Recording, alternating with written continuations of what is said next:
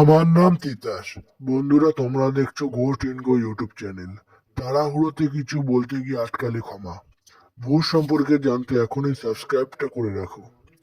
রাজু আর অমিত দুজন বিয়ে বাড়ি খাওয়ার উদ্দেশ্যে জলপাইগুড়ি রওনা দিল। সন্ধ্যার সময়, ঠিক সন্ধ্যা, তারা জলপাইগুড়ি রওনা দিল। তারা ঠিক 11টা অব্দি জলপাইগুড়িতে খাওয়া দাওয়া করে আবার বাড়ির উদ্দেশ্যে রওনা দিল। তারা যখন বাড়ি ফিরছিল, তারা এক জঙ্গলময় রাস্তা হয়ে আসছিল। সেই জঙ্গলময় রাস্তা থেকে এক বাচ্চার কান্না শব্দ পেল। তখন সময় ঠিক 12টা।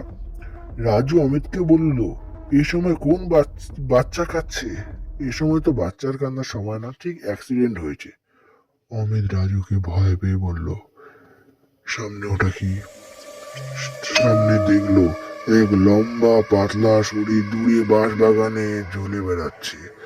রাজু বলল, এটা চন। পাশেই একটা পুরাতন ঘরে, যেখানে তারা দুজন পালিয়ে ঢুকে গেল। তারা বলল, এখন কি করা যায়? পরের কথা পরের নেক্সট ভিডিওতে আসবে।